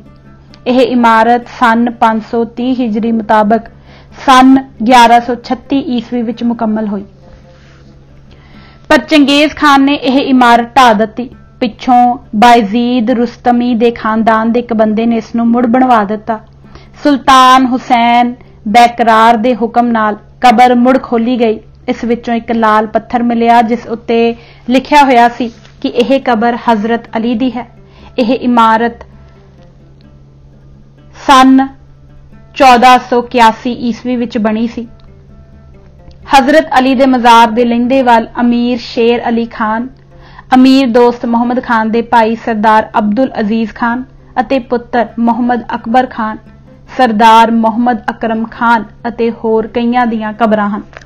इत्थे पुंगां दे दिनां विच बड़ा भारी मेला लगदा है जिथे हज़ारां लोग आ जमा हुंदे हन। ਇਹ ਦਾਣੇ ਦੀ ਇੱਕ ਵੱਡੀ ਮੰਡੀ ਹੈ ਤੇ ਰੂਸ ਅਤੇ ਅਫਗਾਨਿਸਤਾਨ ਵਿੱਚ ਵਪਾਰ ਦਾ ਇੱਕ ਚੰਗਾ ਕੇਂਦਰ ਹੈ। ਇੱਥੇ ਇਸਲਾਮੀ ਧਾਰਮਿਕ ਵਿਦਿਆ ਦੇ ਬਹੁਤ ਮਦਰਸੇ ਹਨ ਜਿਨ੍ਹਾਂ ਦੇ ਪੁਸਤਕਾਲੇ ਦੂਰ ਦੂਰ ਤੱਕ ਪ੍ਰਸਿੱਧ ਹਨ। ਮਜ਼ਾਰ ਸ਼ਰੀਫ ਦੇ ਇਲਾਕੇ ਦੇ ਘੋੜੇ ਬਹੁਤ ਮਸ਼ਹੂਰ ਹਨ ਜੋ ਵਧੀਆ ਨਸਲ ਦੇ ਹੋਣ ਕਰਕੇ ਦੂਰ ਤੱਕ ਬਾਹਰ ਭੇਜੇ ਜਾਂਦੇ ਹਨ। ਬਲਖ ਮਜ਼ਾਰ ਸ਼ਰੀਫ ਤੋਂ 12 ਕੁ ਮੀਲ ਲਹਿੰਦੇ-ਵੱਲ ਸੰਸਾਰ ਪ੍ਰਸਿੱਧ ਇਤਿਹਾਸਕ ਸ਼ਹਿਰ ਬਲਖ ਹੈ ਜਿਸ ਦਾ ਘੇਰਾ ਕਦੀ 20 ਮੀਲ ਹੁੰਦਾ ਸੀ ਅਤੇ ਅੱਜ ਉੱਥੇ ਥੇਹਾਂ ਤੋਂ ਬਗੈਰ ਹੋਰ ਕੁਝ ਨਹੀਂ ਦਿਸਦਾ। ਕਿਸੇ ਵੀ ਠੇਰੀ ਤੇ ਖੜੇ ਹੋ ਕੇ ਆਲੇ ਦੁਆਲੇ ਨਜ਼ਰ ਮਾਰੋ, ਦੂਰ ਤੱਕ ਪੁਰਾਣੇ ਬਲਖ ਦੇ ਨਿਸ਼ਾਨ ਦਿਸਣਗੇ ਜਿਸ ਤੋਂ ਇਸ ਦੀ ਲੰਬਾਈ, ਚੌੜਾਈ ਅਤੇ ਮਹੱਤਤਾ ਦੇ ਸੁਹੱਪਣ ਦਾ ਕੁਝ ਕੁ ਅੰਦਾਜ਼ਾ ਲਾਇਆ ਜਾ ਸਕਦਾ ਹੈ। ਅਰਬ ਇਤਿਹਾਸਕਾਰ ਇਸ ਨੂੰ ਉਮਲ ਬਲਾਦ ਅਰਥਾਤ ਸ਼ਹਿਰਾਂ ਦੀ ਅੰਮਾ ਕਰਕੇ ਯਾਦ ਕਰਦੇ ਸਨ। ਹੁਣ ਨਾ ਅੰਮਾ ਹੈ ਨਾ ਉਸਦੇ ਬੱਚੇ। ਉਹਨਾਂ ਦੀਆਂ ਕਬਰਾਂ ਦੀ ਵੀ ਕਿਸੇ ਨੂੰ ਪਛਾਣ ਨਹੀਂ ਹੈ। ਵੱਡੇ ਵੱਡੇ ਕਿਲਿਆਂ, ਪੋਲਰਾਂ, ਹਵੇਲੀਆਂ, ਹੁਜਰਿਆਂ ਅਤੇ ਮਦਰਸਿਆਂ ਤੇ ਮਸੀਤਾਂ ਦੀ ਥਾਂ ਮਿੱਟੀ ਦੇ ਢੇਰ ਹਨ ਜਿਨ੍ਹਾਂ ਨੂੰ ਸਮੇਂ ਦੇ ਗੇੜ ਅਤੇ ਝੁੱਲੇ, ਝੱਖੜਾਂ, ਮੀਂਹਾਂ ਅਤੇ ਹਨੇਰੀਆਂ ਨੇ ਵੱਖਰੀਆਂ ਵੱਖਰੀਆਂ ਸ਼ਕਲਾਂ ਦੇ ਭਿਆਨਕ ਟਿੱਬੇ ਟੋਇਆਂ ਵਿੱਚ ਬਦਲ ਦਿੱਤਾ ਹੋਇਆ ਹੈ। ਕੌਣ ਜਾਣਦਾ ਹੈ ਕਾਦਰ ਦੀ ਕੁਦਰਤ ਨੂੰ ਜੋ ਨਦੀਆਂ ਵਿੱਚ ਟੱਬੇ ਦੇ ਖਾਲੇ ਥੱਲੀ ਕਰੇ ਅਸਗਾ। ਬਲਖ ਉਹ ਅਸਥਾਨ ਹੈ ਜਿੱਥੇ ਅਤੇ ਜਿਸ ਦੇ ਆਲੇ ਦੁਆਲੇ ਹਜ਼ਾਰਾਂ ਵਰੇ ਹੋਏ ਪ੍ਰਾਚੀਨ ਆਰੀਆ ਸਭਿਅਤਾ ਵਧੀ ਫੁੱਲੀ ਅਤੇ ਫੇਰ ਚੜ੍ਹਦੇ ਤੇ ਲੈਂਦੇ ਨੂੰ ਹਜ਼ਾਰਾਂ ਮੀਲਾਂ ਤੱਕ ਪਸਰੀ। ਇੱਥੇ ਹੀ ਪਾਰਸੀ ਧਰਮ ਦੇ ਮੋਢੀ ਮਹਾਤਮ ਜ਼ਰਦੁਸ਼ਤ ਦਾ ਜਨਮ ਹੋਇਆ ਅਤੇ ਇੱਥੇ ਹੀ ਉਹਨਾਂ ਦਾ ਸਭ ਤੋਂ ਪਵਿੱਤਰ ਧਾਰਮਿਕ ਅਸਥਾਨ ਸੀ। ਈਸਾ ਤੋਂ 500 ਸਾਲ ਪਹਿਲਾਂ ਇਹ ਅਕੈਮੀਅਨ ਸਾਮਰਾਜ ਦਾ ਹਿੱਸਾ ਸੀ। 200 ਸਾਲ ਪਿੱਛੋਂ ਇਹ ਪੂਰਬ ਵਿੱਚ ਯੂਨਾਨੀ ਸਭਿਅਤਾ ਦਾ ਇੱਕ ਵੱਡਾ ਕੇਂਦਰ ਸੀ ਅਤੇ ਇੱਥੋਂ ਹੀ ਯੂਨਾਨੀ ਅਸਰ ਦੱਖਣ ਚੜ੍ਹਦੀ ਵੱਲ ਹਿੰਦੁਸਤਾਨ ਨੂੰ ਗਿਆ। ਬੁੱਧ ਧਰਮ ਨੇ ਬਲਖ ਦੇ ਪ੍ਰਾਚੀਨ ਇਤਿਹਾਸ ਵਿੱਚ ਇੱਕ ਬੜਾ ਵੱਡਾ ਹਿੱਸਾ ਪਾਇਆ ਹੈ। ਯੂਚੀ, ਕੁਸ਼ਾਨ ਅਤੇ ਸਾਸਾਨੀ ਖਾਨਦਾਨਾਂ ਨੇ 1 ਤੋਂ 6ਵੀਂ ਈਸਵੀ ਸਦੀ ਤੱਕ ਆਪਣੇ ਰਾਜ ਇੱਥੇ ਕਾਇਮ ਕੀਤੇ। ਮੁਸਲਮਾਨੀ ਰਾਜ ਵੇਲੇ ਬਲਖ ਇੱਕ ਬਹੁਤ ਵੱਡਾ ਧਾਰਮਿਕ ਅਤੇ ਵਿਦਿਅਕ ਕੇਂਦਰ ਸੀ ਅਤੇ ਇਸ ਦੀਆਂ ਮਸੀਤਾਂ, ਮਦਰਸੇ ਤੇ ਕਿਤਾਬਖਾਨੇ ਦੁਨੀਆ ਭਰ ਵਿੱਚ ਮਸ਼ਹੂਰ ਸਨ। ਅੱਜ ਕੱਲ੍ਹ ਦਾ ਬਲਖ ਸ਼ਹਿਰ ਇੱਕ ਮਾਮੂਲੀ ਕਸਬਾ ਹੈ ਜੋ ਪੁਰਾਣੇ ਬਲਖ ਦਾ ਪਰਛਾਵਾਂ ਵੀ ਨਹੀਂ। ਇਸ ਦੇ ਵਿਚਕਾਰ ਮਸਜਿਦ ਸਬਜ਼ ਹਰੀ ਮਸੀਤ ਹੈ ਜਿੱਥੇ ਕਿ ਖਵਾਜਾ ਅਬੁਲ ਨਸਰ ਮੁਹੰਮਦ ਪਾਰਸਾ ਦੀ ਖਾਨਗਾਹ ਹੈ। ਮਸੀਤ ਦੇ ਅੰਦਰ ਬੜੀ ਸੋਹਣੀ ਰੰਗਦਾਰ ਸਜਾਵਟ ਹੈ ਅਤੇ ਕੁਰਾਨ ਦੀਆਂ ਆਇਤਾਂ ਲਿਖੀਆਂ ਹੋਈਆਂ ਹਨ। ਇਹ ਦਰਵਾਜ਼ਾ ਉਸ ਮਦਰਸੇ ਦਾ ਹੈ ਜੋ ਤੈਮੂਰੀ ਘਰਾਣੇ ਦੇ ਸੈਯਦ ਸੁਬਹਾਨ ਕੁਲੀ ਖਾਨ ਨੇ ਬਣਵਾਇਆ ਸੀ ਅਤੇ ਜਿਸ ਦਾ ਮਲਬਾ ਮਜ਼ਾਰ ਸ਼ਰੀਫ ਵਿੱਚ ਇੱਕ ਮਦਰਸਾ ਬਣਾਉਣ ਲਈ ਲਿਜਾਣ ਵਾਸਤੇ ਸ਼ੇਰ ਮਾਲੀ ਖਾਨ ਦੇ ਸਮੇਂ ਬਲਖ ਦੇ ਹਾਕਮ ਨਾਇਬ ਮੁਹੰਮਦ ਆਲਮ ਖਾਨ ਨੇ ਇਸ ਨੂੰ ਢਵਾ ਦਿੱਤਾ ਸੀ। ਪਰ ਭਾਣਾ ਕਰਤਾਰ ਦਾ ਕਿ ਬਲਖ ਦਾ ਇਹ ਮਦਰਸਾ ਤਾਂ ਢਹਿ ਗਿਆ ਅਤੇ ਮਜ਼ਾਰ ਸ਼ਰੀਫ ਦਾ ਉਸਰ ਨਾ ਸਕਿਆ। ਸ਼ਹਿਰ ਤੋਂ ਦੱਖਣ ਨੂੰ ਹਿੰਦੁਸਤਾਨ ਵੱਲ ਨੂੰ ਆ ਰਹੀ ਸੜਕ ਦੇ ਲਹਿੰਦੇ ਅਤੇ ਚੜ੍ਹਦੇ ਪਾਸੀਂ 2 ਪ੍ਰਾਚੀਨ ਥੇਹਾਂ ਹਨ। ਇੱਕ ਨੂੰ ਤੂਪ ਰੁਸਤਮ ਅਤੇ ਦੂਸਰੀ ਨੂੰ ਤਖਤ ਰੁਸਤਮ ਆਖਦੇ ਹਨ। ਇਹ ਦੋਨੋਂ ਬੁੱਧਾ ਦੇ ਜ਼ਮਾਨੇ ਦੀਆਂ ਹਨ। ਤੂਪ ਰੁਸਤਮ ਦੀ ਠੇਰੀ ਕੋਈ 60 ਫੁੱਟ ਉੱਚੀ ਅਤੇ 200 ਫੁੱਟ ਚੌੜੀ ਹੈ। ਇਸ ਦੇ ਉੱਪਰ ਪੱਕੀਆਂ ਇੱਟਾਂ ਦਾ ਸਤੂਪ ਬਣਿਆ ਹੋਇਆ ਹੈ।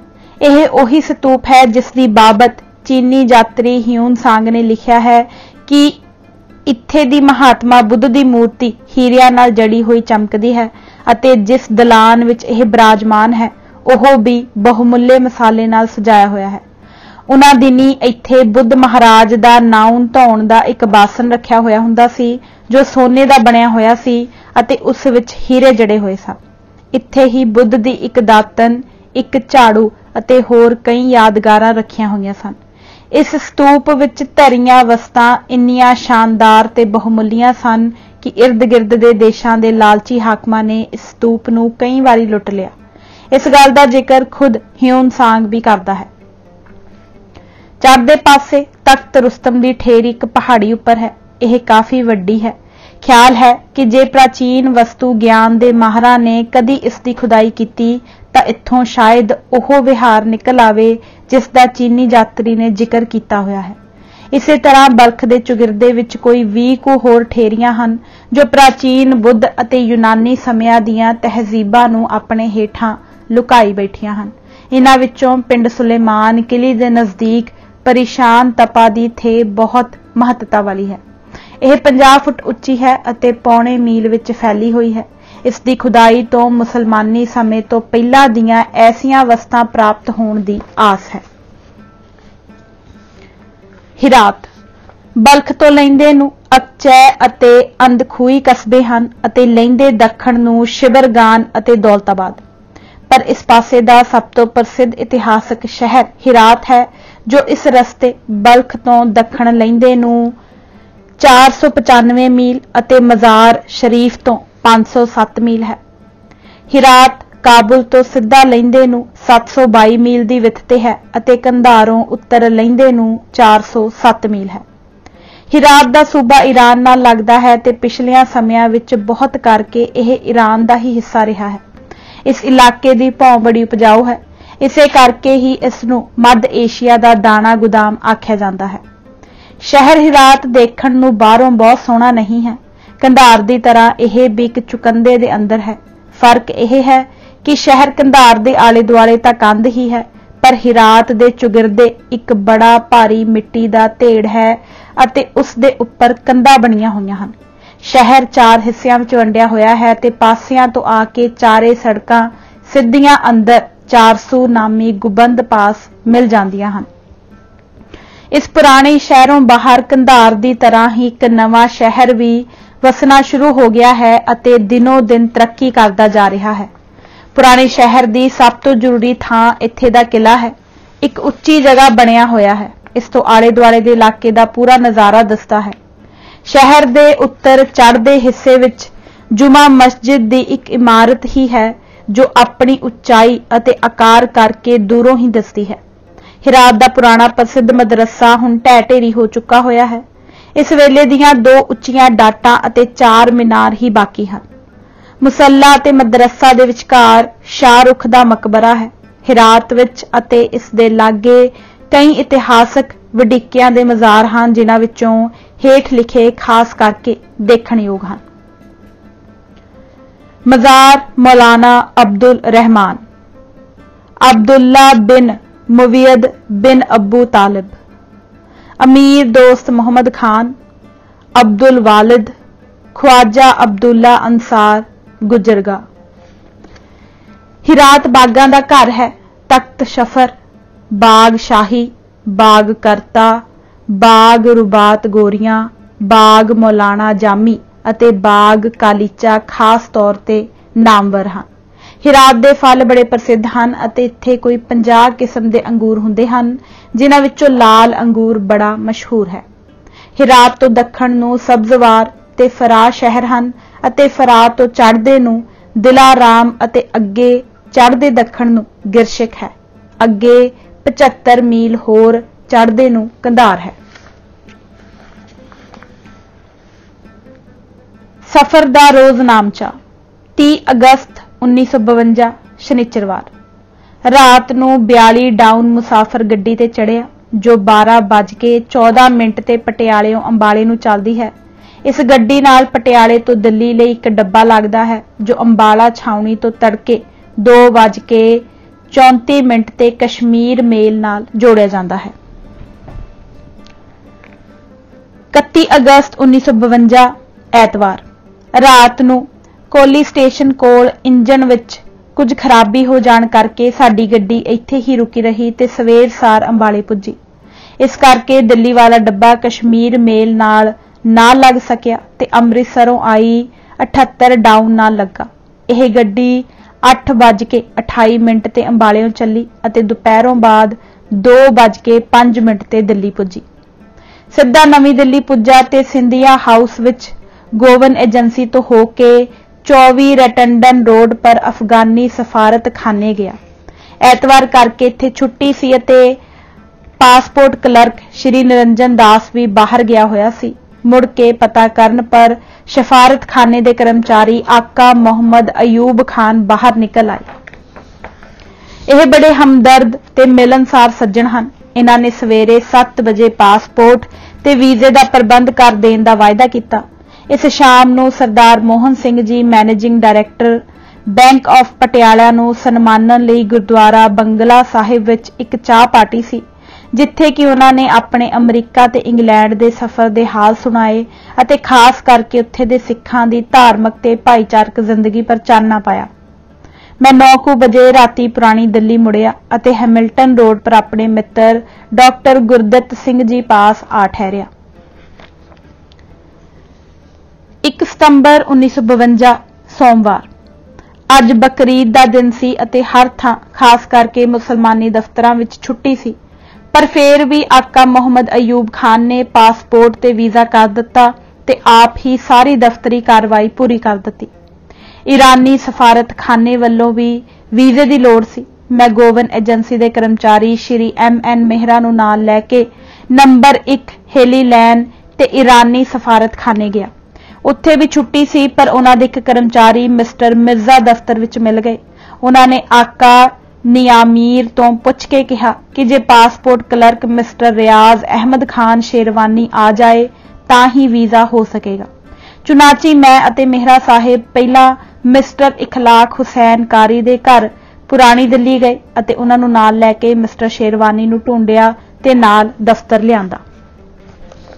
ईरान लई वीजा हो जाण पर गोवन एजेंसी पासों आउण जाउण लई हवाई जहाज दे टिकट दा प्रबंध किया।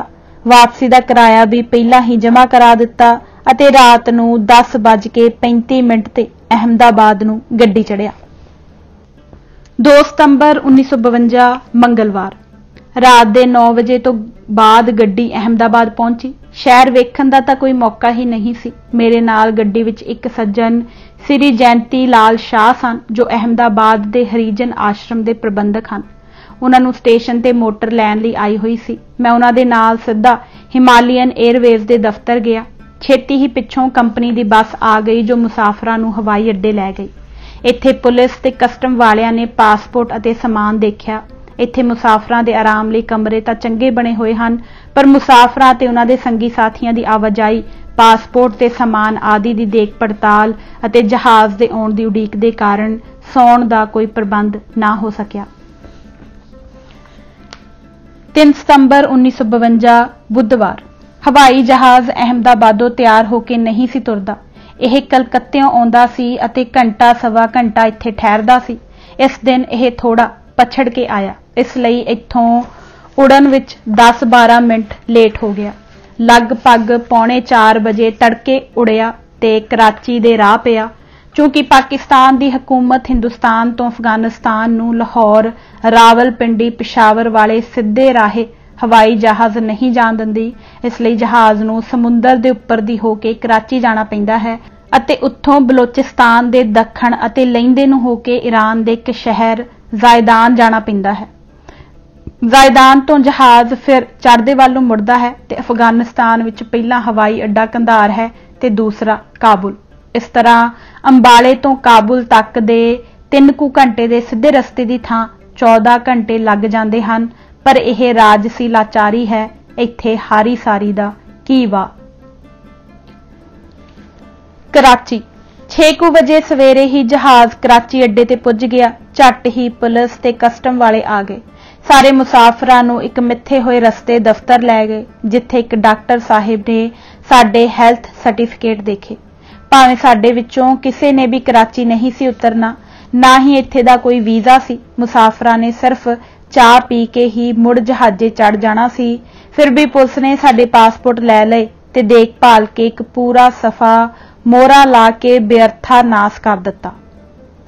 आम पाकिस्तानियों का सलूक बड़ा चंगा सी ते खास करके पंजाबी बड़े प्यार नाल मिलदे सन। किधरे किधरे कोई कैरी अख नाल वेखदा सी। मना विच बज्जियां गंढां खुलदियां ही खुलणगियां जे कोई होर ना पै गईयां तां।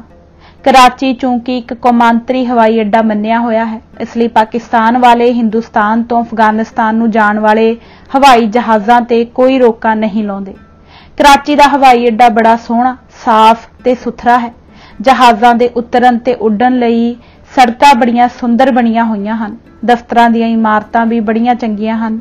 यह सब कुछ हिंदुस्तान दा बणिया बनाया पाकिस्तान नूं मिल गया सी। चलो जो हो गया सो वाह वाह, रब इन्हां नूं सुखी रखे। जायदान कराची तो 7:45 वजे उड़ के साडा जहाज बलोचिस्तान दे दखण दी होके ईरान विच दाखल होया ते फिर उत्तर वल नूं चढ़िया अते दुपहरे तो पहलां ही जायदान जा ठहरिया। जायदान दा पुराना नाम दुज़दाब सी ते हिंदुस्तान तो बलोचिस्तान विच दी ईरान नूं गई रेलवे लाइन दा आखिरी स्टेशन सी। अंग्रेजां ने फौजी ते राजसी मतलब लई यह लाइन कड्ढी सी। हुण यह पूरी तरह चल नहीं रही। जायदान तो 20-21 मील उत्तर नूं रोबत नामी थां ते 3 मुल्कां बलोचिस्तान, पख्तूनिस्तान, पाकिस्तान, ईरान ते अफगानिस्तान दीआं हद्दां लगदियां हन। जायदान कोई बहुत वड्डा शहर नहीं। हिंदुस्तान विच अंग्रेजी राज वेले यह केवल राज सी ते तजारती नज़र तो मशहूर सी। हुण यह मशहूरी भी घटती जा रही है। इत्थे ना कोई चंगा हवाई अड्डा है अते ना ही सरकारी इमारतां। कस्टम दे दफ्तर भी घटिया ही हन।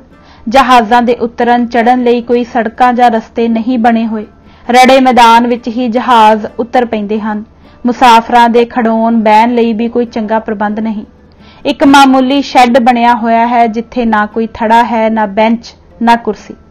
पीण नूं पानी तक दा भी कोई बंदोबस्त नहीं। हाँ, जहाज लई पेट्रोल जरूर एक लारी विच आया होया सी जो 4 गैलनी पीपियां विच बंद सी। अफगानिस्तान विच पेट्रोल दी चूंकि बहुत घाट है, इसलिए हवाई जहाज जाण आउण दा पेट्रोल इत्थों ही भर लैंदा है। हवाई अड्डे तो जायदान शहर 2 कुछ मील दी विथ ते है जो खुले मैदान विच आबाद है। इत्थे कुछ हिंदू सिख भी रहिंदे हन जिन्हां विचों सब तो उगे सरदार हरबंस सिंह हन। साडे जहाज पुजण पर यह ते कुछ होर सिंह अड्डे ते मौजूद सन। सरसरी पुछगिछ तो पता लगा कि सिंह इत्थे वपार दा काम करदे हन। उन्हां ने इत्थे एक गुरुद्वारा भी बनाया होया है जिथे कि रिहाइश दा भी कुछ प्रबंध है। जायदान तो जहाज उड़ के पहला कुछ मील सीधा उत्तर नूं गया ते रोबत तो लंघ के कोहे मलक सियाह तो अफगानिस्तान विच दाखिल होया। कंधार इत्थों चढ़दे उत्तर नूं 300 मील तो थोड़ा ज्यादा है। सरहद तो कंधार तक सारे दा सारा रस्ता रेतला है। 1-2 थाई मामूली टिब्बे आउंदे हन। इत्थे ना कोई फसल हुंदी है अते ना कोई चंगा दरख्त है। सैकड़े मीलां विच उजाड़ पई है। कुछ चिर जहाज हलमंद दरिया दे खब्बे कंढे गया जिथे कि किधरे कोई आबादी सी। हलमंद दे दखण ते बलोचिस्तान दे उत्तर नूं सैकड़े मीलां दा रेतथल है जिसनूं रेगिस्तान आखदे हन।